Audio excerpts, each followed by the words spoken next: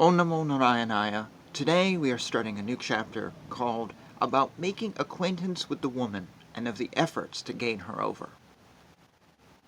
Ancient authors are of the opinion that girls are not so easily seduced by employing female messengers as by the efforts of the man himself, but that the wives of others are more easily got at by the aid of female messengers than by the personal effects of the man.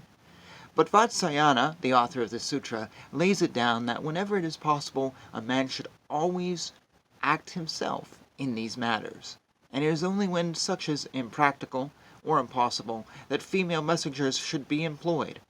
As for the saying that women who act and talk boldly and freely are to be won by the personal effects of the man, and that women who do not possess those qualities are to be got at by female messengers, it is only a matter of talk.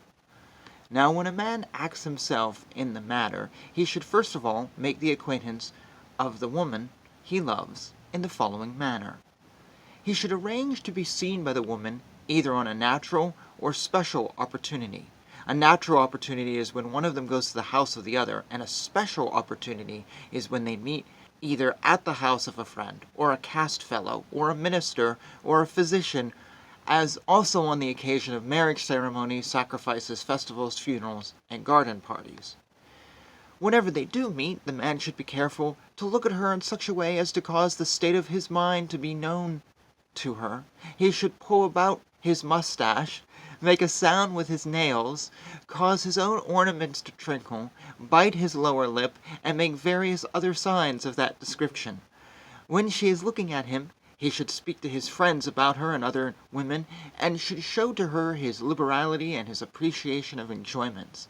When sitting by the side of a female friend, he should yawn and twist his body, contract his eyebrows, speak very slowly as if he was weary, and listen to her indifferently.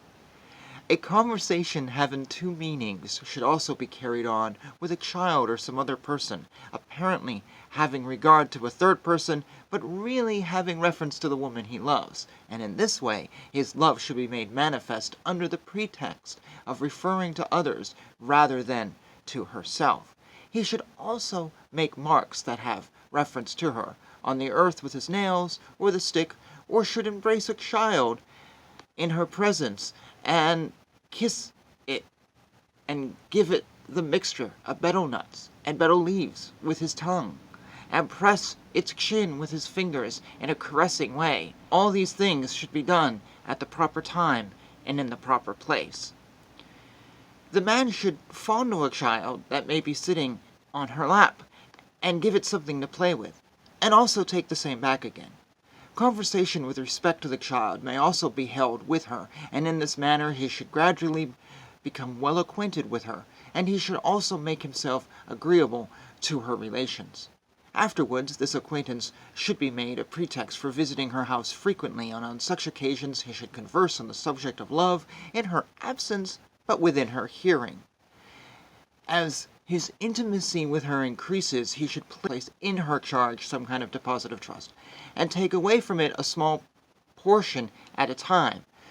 Or he may give her some fragrant substances, or betel nuts, to be kept for him by her. After this he should endeavor to make her well acquainted with his own wife, and get them to carry on confidential conversations, and to sit together in lonely places. In order to see her frequently, he should arrange so that the same goldsmith, the same jeweler, the same basket maker, the same dyer, the same washerman should be employed by the two families, and he should also pay her long visits openly under the pretense of being engaged with her on business. And one business should lead to another, so as to keep up the intercourse between them. Whenever she wants anything, or is in need of money, or wishes to acquire skill in one of the arts, he should cause her to understand that he is willing and able to do anything she wants, to give her money, or teach her one of the arts, all these things being quite within his ability and power. In the same way, he should hold discussions with her in the company of other people, and they should talk of the doings and sayings of other persons, and examine different things, like jewelry, precious stones, etc. On such occasions, he should show her certain things with the values of which she may be unacquainted, and if she begins to dispute with him about these things or their value, he should not contradict her, but point out that he agrees with her in every way. Thus ends the ways of making the acquaintance of woman desired. We're actually going to pause here and continue this chapter in another video.